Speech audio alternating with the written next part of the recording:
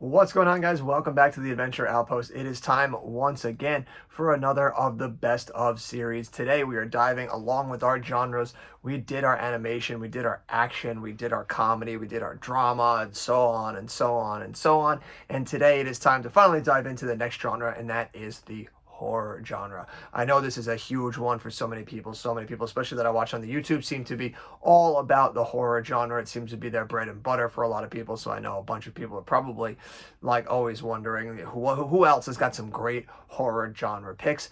To disappoint most people, horror is probably the genre that I watch the least of.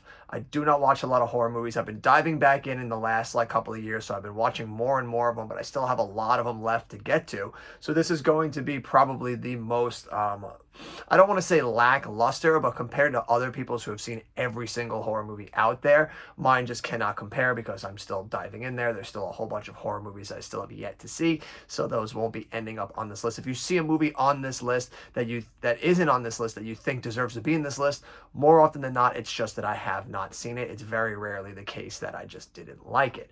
But we are going to dive in today for the 50 of my personal favorite horror movies that have come out since the year 2000, taking a look in this series at movies that have come out since the year 2000 to see just how many gems we have been able to get here in the new millennium. I consistently complained back in the day about how much I thought, as I grew up in the mid 2000s and onward, that movies have just not been able to capitalize on the magic of the 80s and 90s and previous years before that.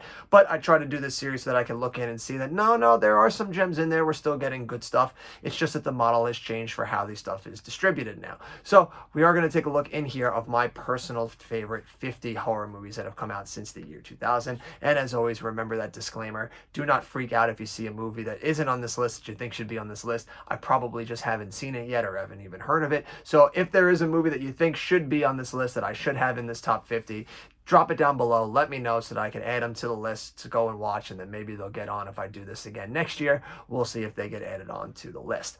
But we will waste no more time anymore. We will dive right into the list. We're going to kick it off at number 50 with It Chapter 2. The It movies, it's just an absolutely phenomenal series. Bill Skarsgård puts in a phenomenal performance as Pennywise. He was just mind-numbingly hilarious and creepy and scary and fun and just magnetic. He just puts in one of those all-time performances. I think what hurts this movie the most and puts it so far down this list is the fact that they had to shoehorn the kids back in there and find a way to just keep going back and bringing the kids back into it because they were such an integral part of the first one. Whereas I would have just let that die and have just filmed it with them as adults now and just accepted that, hey, the kids are out. That was the first movie. Now this is something new that would have helped shave some runtime off of this absolutely gargantuan movie. It's almost 2 hours. It's almost 2 hours. It's almost 3 hours long, so it's a bit of a slog to get through at times. But it is still one hell of a fun ride with a lot of great performances from Pennywise, from all the adults, and it still is one scary good time. We've got Krampus Claus. This is another movie. I tend to like my horror movies with some tongue in cheek on it, with some slapstick in there, with some cheese. And this is an absolutely just absurdly silly horror movie, but still has a lot of fun and a lot of good enough scary moments to keep you invested in it and still worthwhile as a horror movie. It's a lot of fun. It's really silly. It's interesting that they took a lot of actors too that aren't necessarily known for doing horror and putting them in this. Like you got a couple of comedic actors in there, like the guy from Parks and Rec. I forget what his name is. Toni Collette is in there, who's actually put in some horror performances lately. There's a lot of people in this that you wouldn't normally expect to be in a horror movie like this, and I think that plays into the notion of what you're expecting from this movie, and then when it gives you something else, you're just pleasantly surprised to go along for the ride. One of my favorite genres within the horror genre is the animal attack movie. They're always great. They're always so wildly over the top. And we got a couple of them banging out one after the other here. And we kick it off with The Shallows. It's a movie with Blake Lively. It was basically just her going surfing at this nice beachside area that nobody else is at. And then she gets attacked by a shark and she's stuck on a rock and she has to try and fight the shark and get her way back to land where she will be safe and sound. It's very stripped down, very simple, very over the top, but it is wildly entertaining. It is way better than it has any right being. It helps that it moves. It never drags. It never wastes time. It's like an 80-90 minute movie that just furiously pounds through the pace. It is wildly over the top and insanely fun. One of the newer additions added to the list, Beast. Idris Elba fighting a lion. It's all you need to know. It's wildly over the top and ridiculous. This one isn't so much scary, but they do when you look into and you look up genres and you look at the movies that are in a genre. These movies do technically fall under the horror category, so they end up being in here on this list. I can't get enough of movies like this. I can watch People versus Nature all day, all long. It's always fun. You pick an animal, you pick a fucking awesome star, and you just have them go toe to toe. I mean, he punches a lion in this movie.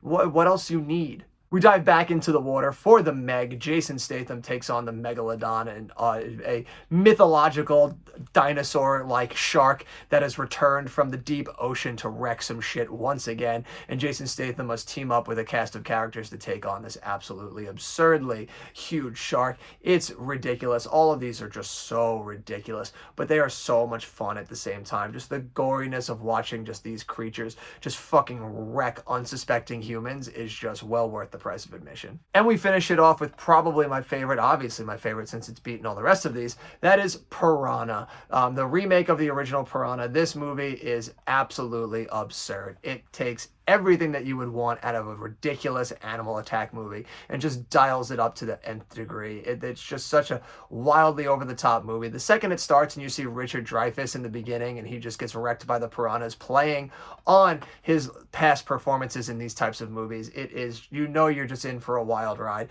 And this movie takes you on just an absolutely absurd, blisteringly hilarious 90 minutes as these piranhas just get into this, I think it's like a lake in like Nevada or some shit that they're in. I don't know. It's been a minute. But it's absurd. It doesn't matter. None of that matters. Piranhas are in the water. College kids are in the water. It's going to be ridiculous. We dive back into more of an actual thriller horror now for our next movie, one I actually do not have that I need to get, and that is Ready or Not, a fun family-style just horror movie starring Samara Weaving as she gets brought home for like a family dinner or whatever it is, and it turns out that they play these really ridiculous games where they basically hunt people's like girlfriends or whoever or boyfriends or whoever that they bring home. Basically, someone in the family brings home somebody and they decide to play a crazy game where they're going to fucking like attack the person and sacrifice them, and it's something that they have to play, and if they don't they're all gonna die, so they have to play these ridiculous games. And Samara Weaving is now hiding throughout this huge house as she's trying to avoid being murdered by this family. It's wildly absurd, it's super silly, but it is a lot of fun. A movie that was much maligned when it first came out actually destroyed the franchise for a while until just recently, and that is Scream 4. I don't think any of these movies are bad. I love the Scream franchise for the most part. They can get very silly. Some of the worst ones are more silly, but they're always entertaining. They're always fun. The kills are always absolutely brutal in it.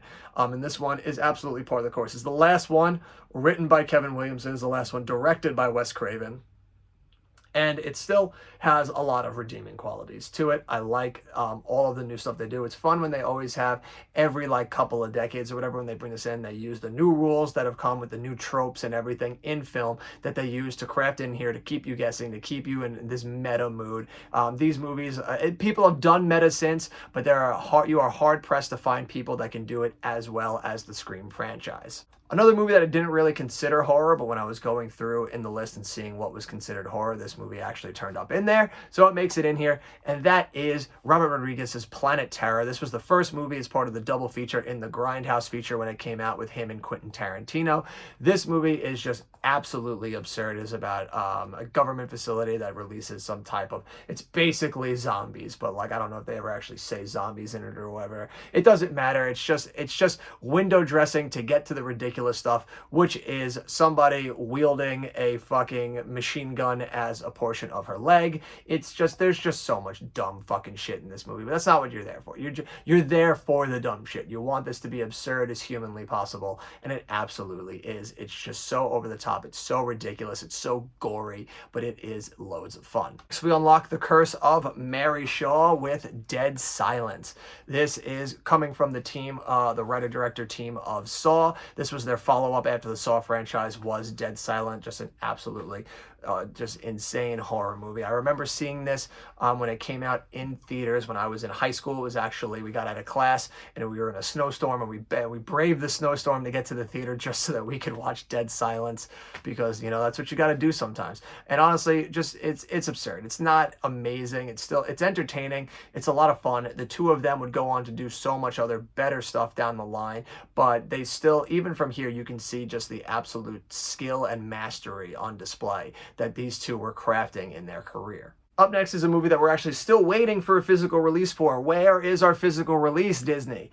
And that is the movie Barbarian. It just came out this past year. We've got a few gems from this past year. It was a very good year, 2022 was, for horror. They released a lot of really great movies. Barbarian, definitely one of the ones to be added to the list. Two-part types of movie. The first half is an absolutely intense thriller movie with some very horror aspects, as you get these two characters that both had double booked a fucking Airbnb. There we go. That's the word. I can't think of words today. They double book an Airbnb, and the two of them are hanging out in there, and they end up finding a really creepy dungeon in this basement. And when they go down and they go in there, they end up coming across of this monster character that has been kept down there, and it becomes absolutely horrific. And then we cut to another character where it becomes much more, has more comedic elements into it, as we have this Justin Long type character who owns the Airbnb, who now has to go out there and sell it because he needs the money to pay off some sexual allegations that he's getting out in Hollywood. So he comes out to come out and sell that, and he ends up becoming unwitting brought into this absolutely horrific world that is going on in this Airbnb under his nose. It's over the top, it's ridiculous, it's bloody, it's gory, it's a lot of fun. It was great seeing it in the theater with a packed audience. It was an absolutely wild ride from start to finish. James Gunn makes his first appearance here on the list with Slither. Like I said, I do love me some man versus nature movies. This one happens to have Slither, these type little creatures that come from outer space that come down, they start preying on this small town. Elizabeth Banks, Nathan Fillion, a cast of characters, a lot of staples from James Gunn's repertoire. This movie is just absolutely absurd. It is so much fun, and I love his fucking movies. He's just so great at the way that he writes characters and the way that he puts these settings and has them play out. I just think he's one of the best writers working today. We've got Final Destination 2. This is one of my favorite horror franchises. I grew up with this one.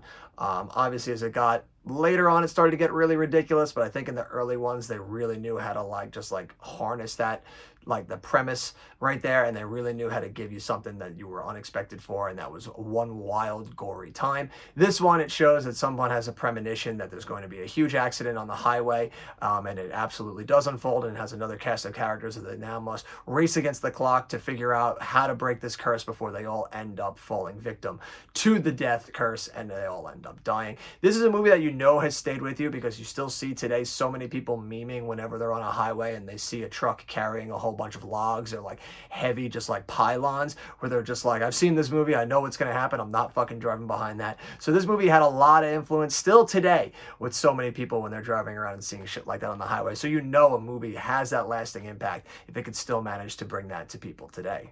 We've got the horror movie Joyride, very much like the original movie The Hitcher.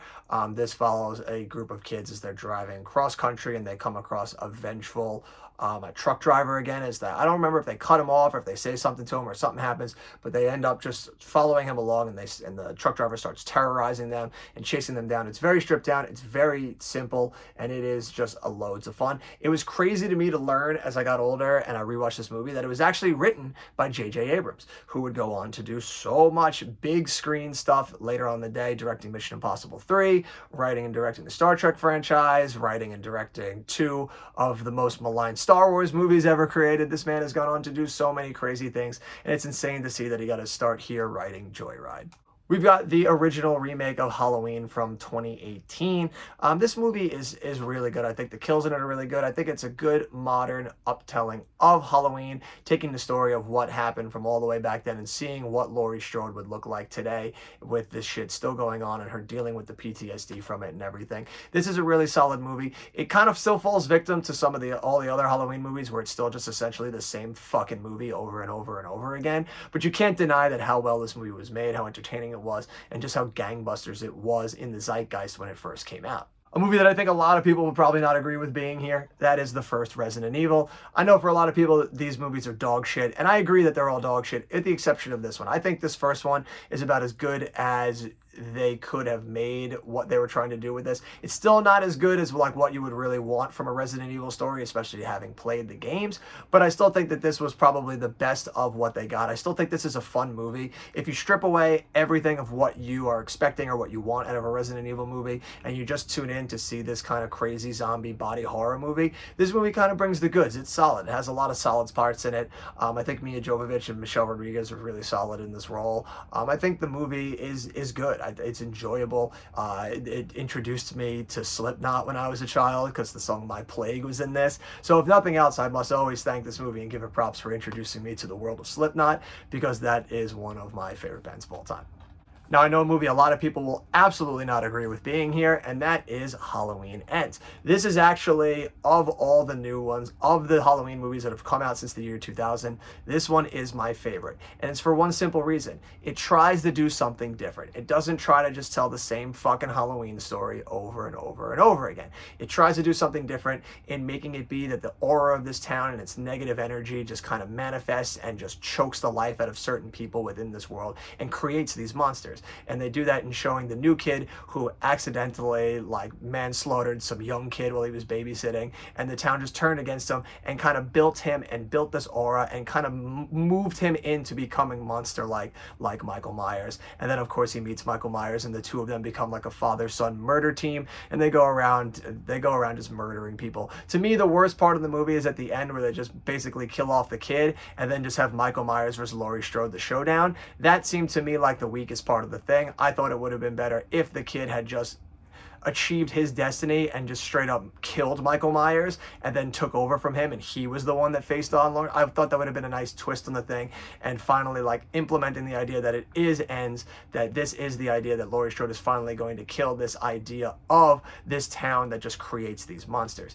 It didn't always land. It was wildly uneven at a lot of times, but I still really enjoyed this one simply because they tried to do something different. They gave me something different, and they gave me something interesting for once. Going off the 2022 horror collection, we just had Barbarian, we had Halloween Ends, and now we continue it with Pearl. This movie is absolutely wild. It is just a stunning performance from Mia Goth, who has quickly become just an absolute 2020s just scream queen here, just pulling in performance after performance between another movie we're going to see on this list, and then 2023's Infinity Pool that just came out. She is creating quite a resume right now, and for good reason. She's absolutely phenomenal in these movies. This movie follows her as she's trying to get off of her farm life and become a big city star on the pictures, and it deals with the family that she must deal with and all this like crazy stuff that's going on in her head that leads her to just do some like dastardly acts. It's wild, it's over the top, and it is a hell of a lot of fun. We kicked off 2022 with a bang, and that was Scream 5. I know a lot of people, it's just Scream, but fuck that. I think that's stupid when they do that.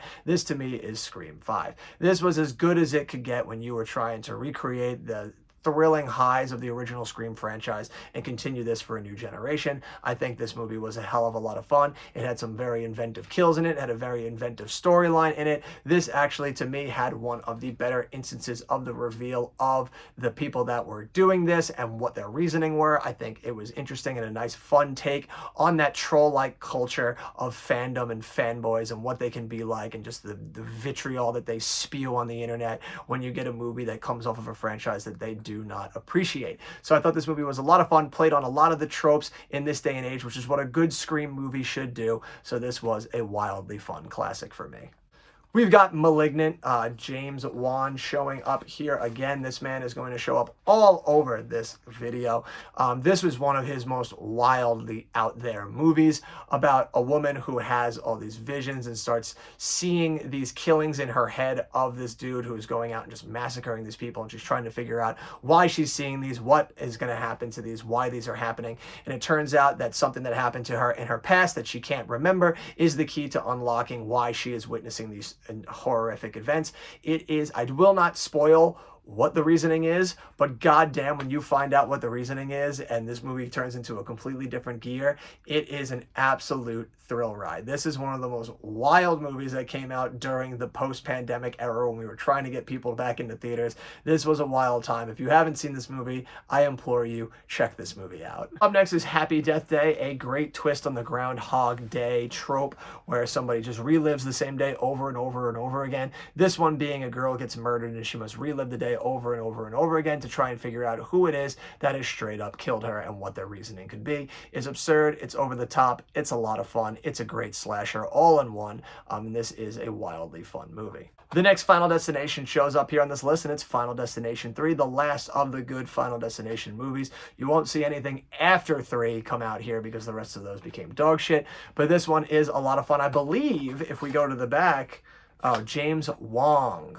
not James Wan, different James. But he came in, did a whole lot of great stuff here with the Final Destination franchise. This one, really great to up the ante between the first one and the second one, where they were more, first one with a plane crash, second one with a highway accident. This one, they were like, let's go fucking roller coaster, baby. And that is absolutely wildly over top, especially for somebody who loves going on roller coasters, loves going to roller coasters. I actually got to ride the roller coaster that this, where they shot this movie, so that was a hell of a lot of fun to go and do and be a part of that. This movie is a lot of fun. You know what you're getting in the Final Destination movies. There's going to be a really ridiculous opening, and then you're going to get a lot of extreme kills as these kids try and figure out what's going on so they don't end up being part of the kill list. It's wildly over the top. This one has some gnarly deaths in it too, that are a lot of fun. These movies are just simply a lot of fun. Even though I'm showing off the collection, we are actually just talking about the first Purge here. This is actually a wildly inventive plot device here of what if crime was legal for 24 hours? What would that look like? What would happen? And to me, the best encapsulation of that, even though it is the most bare bones, the most stripped back of any of them, is actually the first Purge, which is basically just a home invasion movie. But I think that's a very interesting idea to take it with. To begin with, was murder and everything is legal for 24 hours. You've got this family here that basically has to just create this home defense design so that they can try and make it through the night. And these people show up and they're going to try and break in and they're going to try and fuck up this family. And this family must band together and fight back. It's a lot of fun. It's a great premise. They've gone on and gotten so much more wilder as it gone on, but I don't think anything touches the first one. Up next is Rob Zombie's The Devil's Rejects. It's actually the only Rob Zombie movie that he's made that I really like. This one is just wildly over the top. Has one of the greatest endings ever as they all get into the convertible, and I think it starts playing Freebird as they go, and they just start going out guns a-blazing. It's wildly over the top. It is the sequel to House of a Thousand Corpses, a movie that I really do not like whatsoever. But I did enjoy this one a lot because I think this one I like the more like Western, like sun-bleached aesthetic of it. So this one hit the right marks for me. It has a lot of like gory details to it, as of course Rob Zombie is known for, and it is a lot of fun. Up next is another movie that I do not own in my collection yet that I still have to get, and that is 2022's again. 2022 striking here again. That is Bones and All, the story of Timothée Chalamet, and I forget what the other girl's name, as they are a cannibal couple as they're going out across the country as she's trying to get in touch with her mother and discover if it's because of her mother that she has this horrific thing going inside her that gives her this urge to kill and maim and eat people. It's a wildly bloody romantic affair of these two people just going cross country, trying to live within their means as they have this horrific insatiability for flesh. But just in case you thought 2022 was over, it is not. It is time for another epic 2022 horror movie. This one was one of my favorites. When the trailer came out, for the entire time that I kept seeing it, I was like, this trailer is so intense, and it is really just hitting all the right marks for me, and I can't wait to see it, and that is Smile. This was just a wildly well done, tensely made horror movie. This movie is just unsettling. You're just tense the entire movie, and it never lets up. You always feel uncomfortable. That is just wickedly well done tension. It's phenomenal first time direction here. Absolutely stellar performance from Kevin Bacon and Kyra Sedgwick's kid here. I had no idea that that was their kid, but she puts in an absolutely stellar performance. This is a hard performance to play too, but everything is just masterfully well done, and it is just absolutely unnerving. I almost hope they don't make a sequel just so that this can just be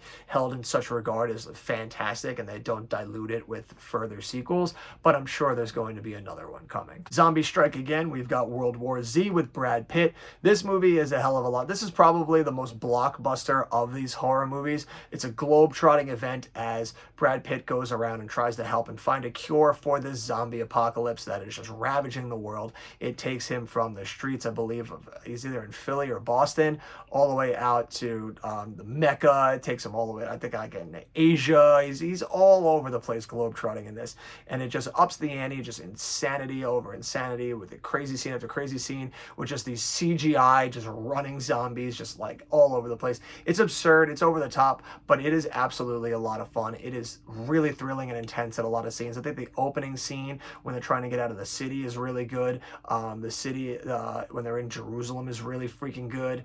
There's a lot of really solid scenes throughout this movie. I think this one ended up being pleasantly surprising. I remember I didn't go see it in theaters because it was just getting terrible reviews, and I, for whatever reason, missed it. But when I caught it on home video, I was like, why did I not go see this? This would have been really good on the big screen. Justin Long shows up again. We got Jeepers Creepers. Ignore the director, the writer-director. He's a horrible human being, but you can't deny that this is one hell of an intense horror movie, as these two kids are just terrorized by this fucking creeper that's just hunting them down, has this insane like scythe-like axe. This is a wildly fun horror movie. It scares the shit out of me when I saw it as a kid with my brother. Still as intense to me today. It is a fucking just wild ride. I love those like stripped down simple horror movies that just manage to pull out so much tension from such a simple premise. Jordan Peele's second movie, we've got Us. This movie is just a wild ride. It is a lot of fun. It ended up being not as scary as I thought it was going to be. The trailer really just amped up that tension levels. I was hoping that this would end up being like how Smile was, where it was just one long, just tense train. Like you just, it never let up off the gas. You were just unnerved from the entire thing. But with the exception of like the really like middle portion and opening portion of the movie where these doppelgangers first come into the house, once it starts to reveal the layers, it ends up not being as scary anymore and becomes more of like just a stripped down like thriller movie. Not to say that's bad, it's still wildly entertaining. This movie is still a lot of fun, but it just doesn't have that just like balls to the walls thrills a minute that I was hoping for. But I still love this movie. The performances in it are great. The doppelgangers are just fucking creepy as hell. This movie's a lot of fun. Now we get to one of my favorite of the creature features, and that is Crawl. Another just simple horror movie of a hurricane that has breached over the flood gap, and it is flooding a whole town, and this dad is stuck in this basement because he hurt himself in it, so the daughter goes and has to get him, and it turns out that there are just alligators everywhere that are threatening to come into the house and eat both of them, and now the two of them have to like band together and use their wits to outmaneuver these alligators and get to safety. It is so over the top, it is so absurd, and I absolutely fucking love it. We've got another home invasion thriller. This time it's Don't Breathe. Just an absolutely stellarly intense movie with one of the most ridiculously, disgustingly out of control twists that you've seen in a movie in this day and age. It is over the toply absurd. I do not want to spoil anything about it. Just know that this movie is just so much more gross and intense than you ever would have thought. You would have thought it's just a regular old home invasion movie, but dear God, is it so much more than that. A remake of The Evil Dead. You want to talk about another movie just full of gross out just moments? The Evil Dead franchise is chocked full of them, and this remake absolutely ups the ante. There is so many just overly intense and just grippingly grotesque scenes in this movie that it is sometimes tough to watch. This movie, there are a few scenes in there where I was like, couldn't even look at the screen and was like, motherfucker, that's intense. It is just a wild ride, and I can't wait now for the new Evil Dead Rise, because that trailer is giving me the same vibes of this is going to be one of those movies that is just tough to look at, but you can't take your eyes off the screen.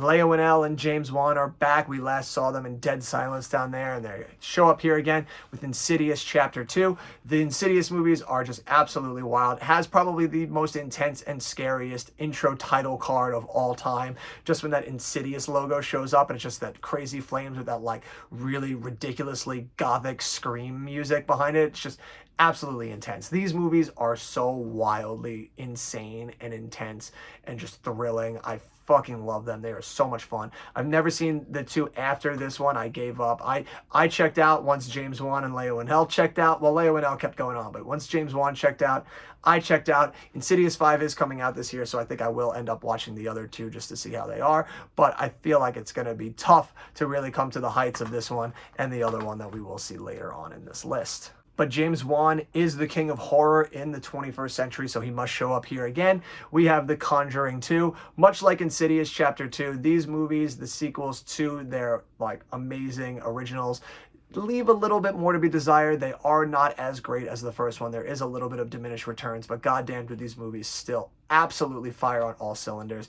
This movie has the unfortunate of being a little too long. It's a little crazy for a horror movie to be like 2 hours and 10 minutes. Like that's a lot. That's exhausting. Like these movies, you need to be under 2 hours. You're gonna be a horror movie. So this one ends up losing points just because it ends up being such a slog to get through as it really starts to grind to a halt as it just goes on way too long and you're almost too tired to even be scared anymore. But this still has some really insane, creepy elements to it. A lot of the like creepy monsters and ghosts in it are just absolutely out of this world. This movie is another one in a long line of just absolute bangers from James Wan. I believe this is our last of the 2022 horror movies. There might be one other one that might sneak in here, but I think this one is the finale. It was my favorite. It is absolutely ridiculous, but it was, and it gave us the queen, Mia Goth, and it also gave us another Scream queen that is coming around now in Jenna Ortega, not Jenny. Jenna Ortega, we've got X. This movie is a wildly good time, a throwback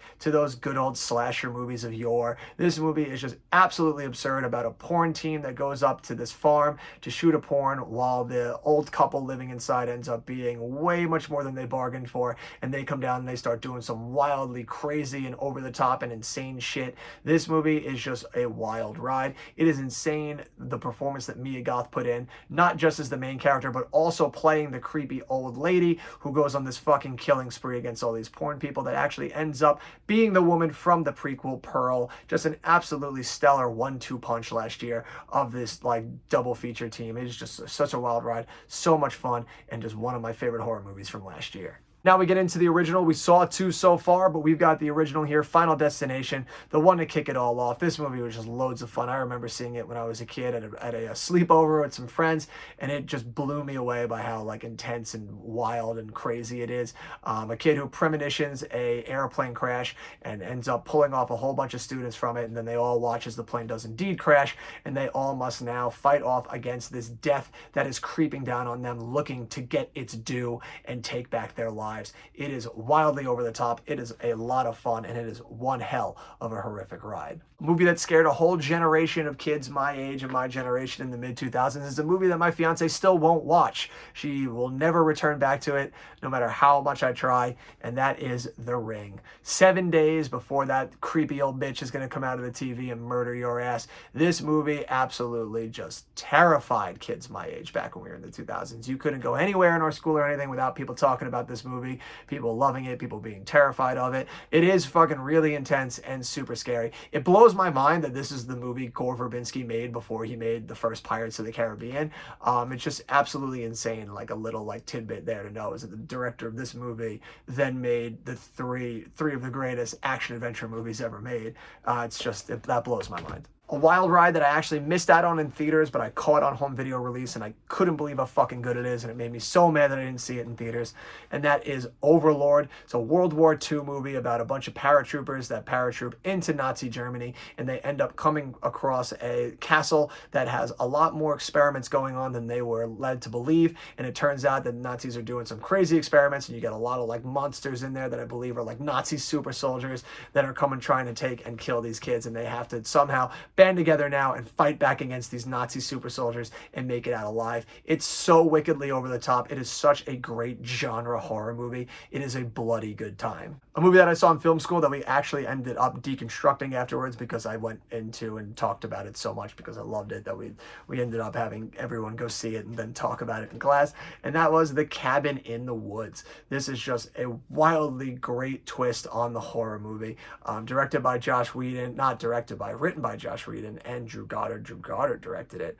Drew Goddard, known for some episodes of Lost. Fucking love me some Lost. This movie is a wild time about the usual trope of kids going to a cabin, going to do their usual kid stuff, and when you think you're going to get a slasher, it ends up giving you this twist that is completely unlike anything you would ever expect to come out of a horror movie. I do not want to spoil what it is. Do go see this movie if you have never seen it before. Find it on streaming somewhere to watch it because it is a wildly fun ride.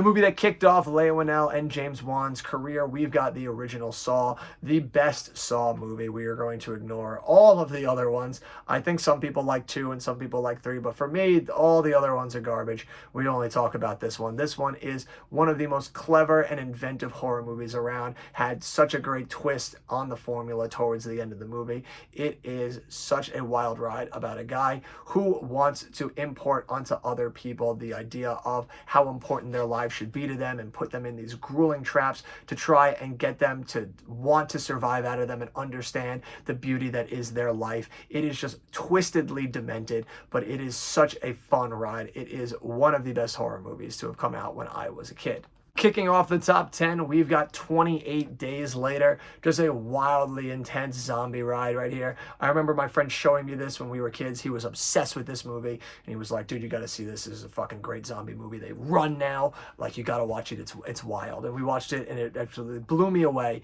It is one of the most frightening films. It is just so intense. It builds so many intense scenes after intense scenes. Cillian Murphy, absolutely phenomenal in this movie.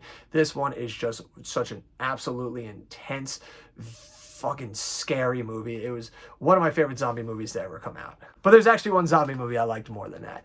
It might not be as scary as 28 Days Later, but it just hit me more because it was more tailored towards the testosterone filled, like, young kids that you are when you see movies that are just violently hyperactive. And that is Zack Snyder's Dawn of the Dead. Written by James Gunn, directed by Zack Snyder. It was a remake of the Dawn of the Dead. This movie is fucking so good. The whole opening 15 to 20 minutes of this movie that follows our main girl, Sarah Polley, as she comes home from work and goes to sleep and then wakes up and the zombie apocalypse happens and she has to get out of there and goes to the mall. It is just such a wild ride, and then it just compounds like great scene over great scene over great scene. It's twisted, it's demented, has a great fucking just tailor-made zombie ending where nobody wins. This is such a good movie. We watched this movie so much when we were kids in the mid-2000s. I remember us sneaking in to go see it in theaters. I remember us having sleepovers where you wouldn't sleep all night and we would watch this at like 4 in the morning. We watched this movie so much at a young age, probably earlier than we should be watching this. I think we were like 14, 15, just banging this movie out like Saturday nights. After that is A Quiet Place Part 2. I love this franchise. We want to talk about great opening scenes in movies. This has one of the best opening scenes in a horror movie. It is just so thrilling, showing that day one action where we get back John Krasinski and he's going to a baseball game for his son. The whole family's there. The whole town is there. Everyone's celebrating together. And then all at once, all hell breaks loose and people just start dying left and right. And it's an absolute battle to get out of there and for him to protect his family and keep everyone alive. It is just absolutely insane, and it helps that the rest of the movie is just really great as well. It has some really great scenes in it. I love that it is like a coming of age story. Like, it's a horror movie, but it's mostly a coming of age story for these 2 kids as they have to learn to not only survive in this world, but to thrive and to help human beings get past what's going on. Like, the young son learns how to be brave and how to stand up for himself and how to fight these things now, and the young girl finds a way to fight back against these creatures and help this community of people. It's just an absolutely fantastic movie, and I can't wait for them to do a part 3. One of the best writer-directorial debuts of all time. It is Jordan Peele's Get Out. Just an absolutely freaking just phenomenal horror thriller movie about this interracial couple, and the black guy goes home to meet the white girl's family, and the whole family ends up having these creepy undertones to it with all of the black people that are in this community warning this dude to get the fuck out of here. And as he slowly starts going down the rabbit hole and learning more and more about this family and what's going on here, he is subjected to the horrors of what's going on behind this community and has to do everything he can to get out alive. It is so freaking good. It is edge of your seat fantastic. It's one of the best scripts I've ever read.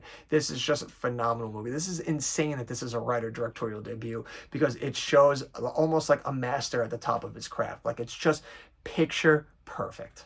We kicked it off at number 50 with It Chapter 2, and right here we'll finally get the first one with It Chapter 1, or just lovingly titled It.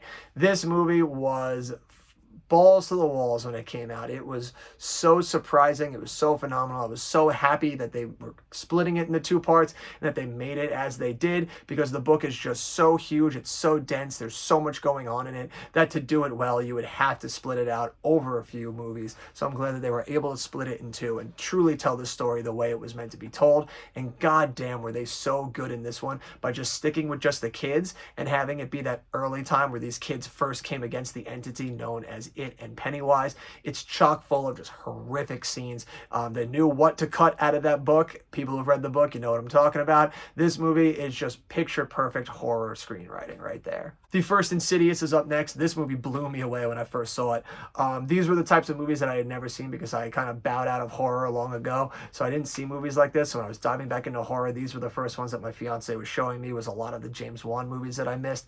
And dear God, is he the king for good reason. Like, this movie is just mind-numbingly intense. And it's amazing how well he's able to craft horror out of scenes that you wouldn't normally expect to be horrific. Like scenes just in pure daylight where you're like expecting that you can just relax. And then suddenly you see that like fucking masked dude just standing behind fucking whatever his name is, Patrick Wilson.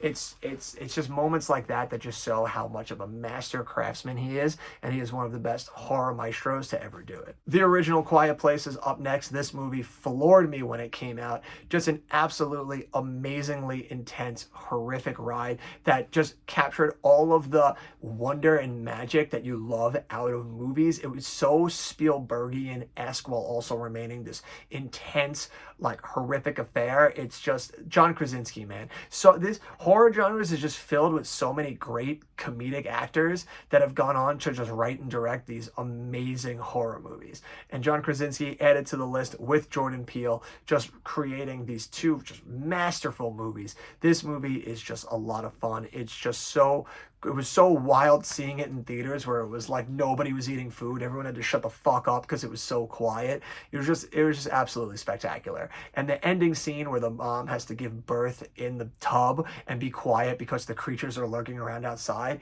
is picture perfect suspenseful storytelling right there. That was one of my favorite scenes in a movie in like the last 20 years. But no, genre be damned. In third place is a movie that came out. It was one of the last movies I saw before the pandemic hit, before they shut down theaters. And thank God it was one of the last ones because it gave me that high to hold out until movies came back, because it was one of the most thrilling suspenseful movies that I had seen in a long time, and that was The Invisible Man. Elizabeth Moss, absolutely phenomenal in this movie. This movie written and directed by Leigh Whannell of so many fames of movies with James Wan. He takes the directorial debut here.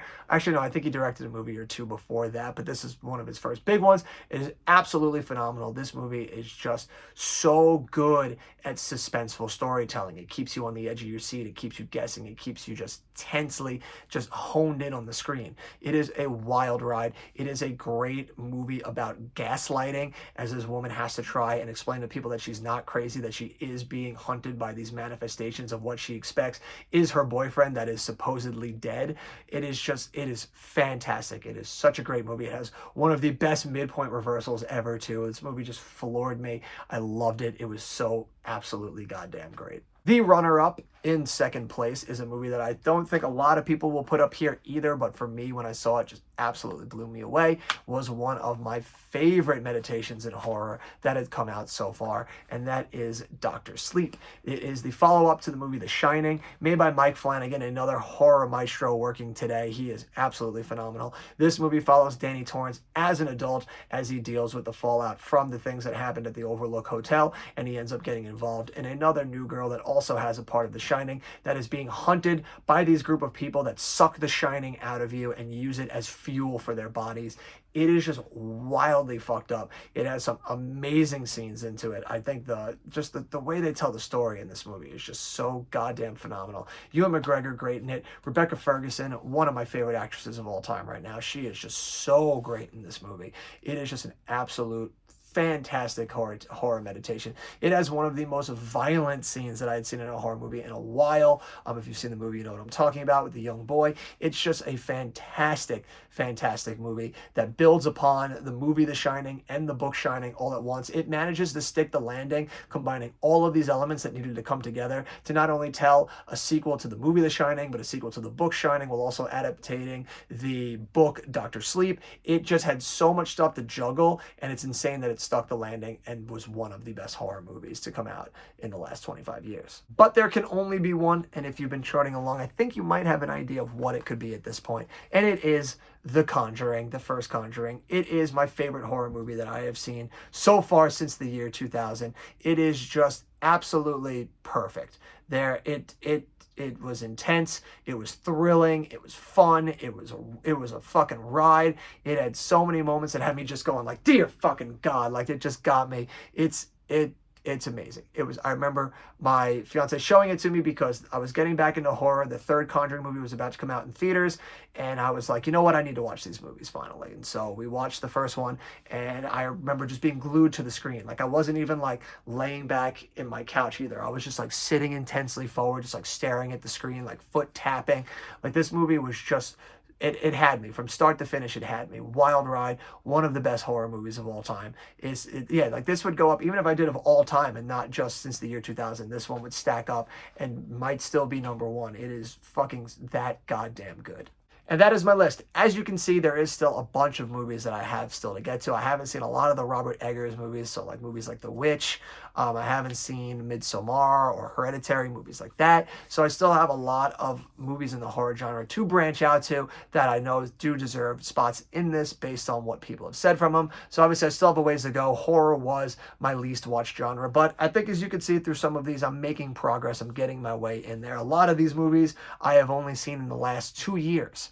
So that goes to show you just how much horror movie watching I have been doing to catch up and get that to be one of my most watched genres along with everything else. So I'm making my way. But for now, as of this day, what I've seen so far, these were the 50 of my favorites to come out since the turn of the century. Let me know down below what your favorites have been. If there's any on this list, like I said, that you think should be added here, drop them down below so that I could check them out. And until the next adventure, you have been you, I have been me. These are the movies that we love so much. And until next time, I'll see you at the movies.